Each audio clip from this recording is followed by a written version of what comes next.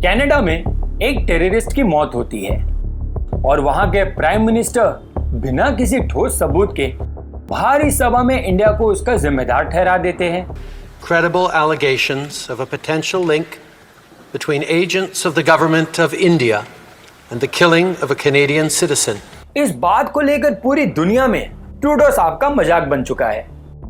इनके ऐसे नौसिखिए डिसीजन की वजह से इंटरनेट पर अब कनाडा और पाकिस्तान दोनों के साइड बाय साइड कंपैरिजन खड़े होने लगे हैं। नमस्कार दोस्तों, मैं हूं डॉक्टर राज कालरा और मेरे चैनल आरके की दुनिया में आप सभी का स्वागत है।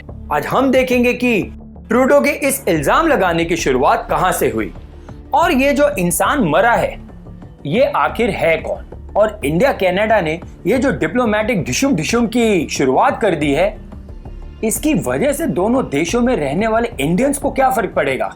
अब हमारे देश के गोदी मीडिया के हिसाब से मीडिया के हिसाब से वारदात कुछ ऐसी है। अभी हाल फिलहाल में जो इतने गाजे बाजे के साथ G20 का सम्मेलन हुआ उसमें ट्रूडो साहब के साथ जो हुआ उसे बदसलूकी और बेइज्जती से कम का दर्जा तो नहीं दिया जा सकता, क्योंकि जिस हिसाब से उनकी मीटिंग हमारे मोदी साहब से हुई थी उसमें हमारे पीएम ने उन्हें कनाडा में बढ़ते हुए एंटी इंडियन और खालिस्तानी मूवमेंट की बढ़ती हुई घटनाओं का विषय पर चर्चा की थी। और ये अगर कम था तो ट्रूडो जी के विसर्जन के दौरान उनका प्लेन खराब हो गया और उस मामले को हैंडल करने में भारत ने उतनी वीआईपी लेवल की दिलचस्पी नहीं दिखाई। अरे भैया, कोई तो सिक्योरिटी दे देते वहां, ऐसे कैसे?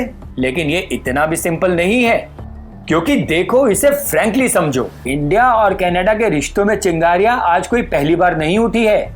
इनफैक्ट इसकी शुरुआत तो 2015 में ट्रूडो बाबू की सरकार बनने के साथ ही हो चुकी थी।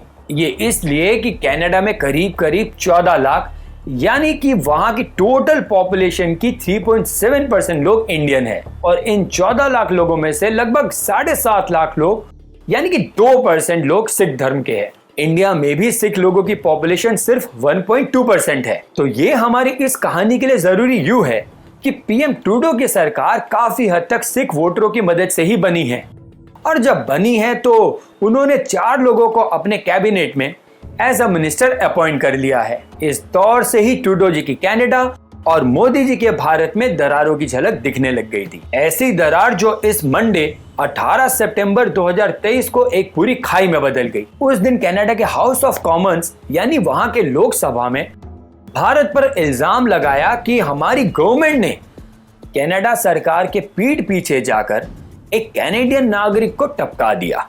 इस मसले में जो टपका था उसका नाम था हरदीप सिंह निज्जर। तो अब ये निज्जर कौन है?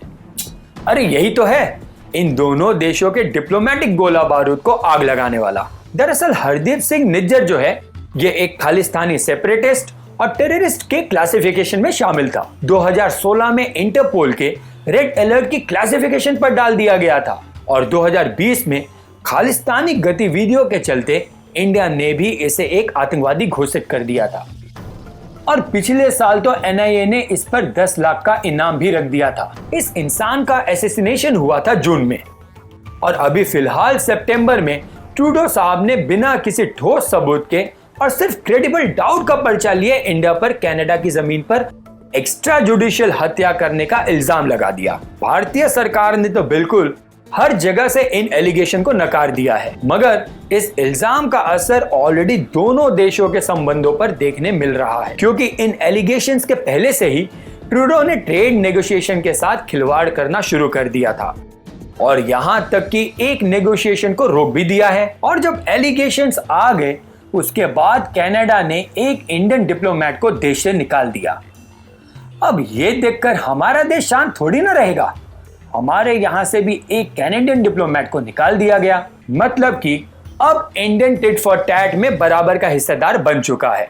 इस हद तक कि हमारे देश ने तो नए कैनेडियन लोगों को नए वीजास देने से भी हाथ खड़े कर दिए हैं। इतना ही नहीं, हमारी सरकार ने कनाडा में रहने वाले भारतीयों को यह भी कह दिया है, भैया थोड़ा दिन संभल के रहना, क्योंकि इस खालिस्तान के मामले में दोनों देशों के बिगड़ते हुए बीच में बेचारे हमारे सिटीजन नहीं पिसने चाहिए। अब देखो ये खालिस्तान क्या है ये तो अब तक हमारे देश के हर नागरिक को पता चल ही चुका होगा, लेकिन अगर आप इस बात से किसी भी कारणवश अनजान हैं तो हम आपका परिचय इससे करवा देते हैं। खालिस्तान शब्द का अर्थ होता है इंडिपेंडेंट राज्य। यह राज्य किस बेसिस पर होगा?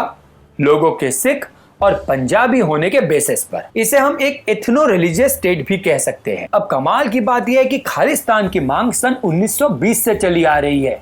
उस दौरान जब इंडियन फ्रीडम स्ट्रगल चल रहा था और धीरे धीरे अंग्रेजों के अपने देश वापस लौटने के साइंस दिख रहे थे। मगर यहाँ एक इंपॉर्टेंट चीज नोटिस करो, और वो ये है कि रिसेंट हिस्ट्री में जितने भी खालिस्तानी मूवमेंट हुए हैं वो सब हमारे देश के बाहर से हुए हैं, या फिर बाहर से हमारे यहाँ पहुंचे हैं। हमारे देश के जो सिख लोग हैं जो पंजाब और बाकी की जगह में रहते हैं, उनके लिए खालिस्तानी से भी बड़ी प्रॉब्लम्स है जिन पर उनका फोकस है। महंगाई, बेरोजगारी, खेती हुई या नहीं, ट्रक से पंजाब को कैसे निकाला जाए, ये हमारे यहाँ के सिख के लोगों की ज्यादा बड़ी चिंता है।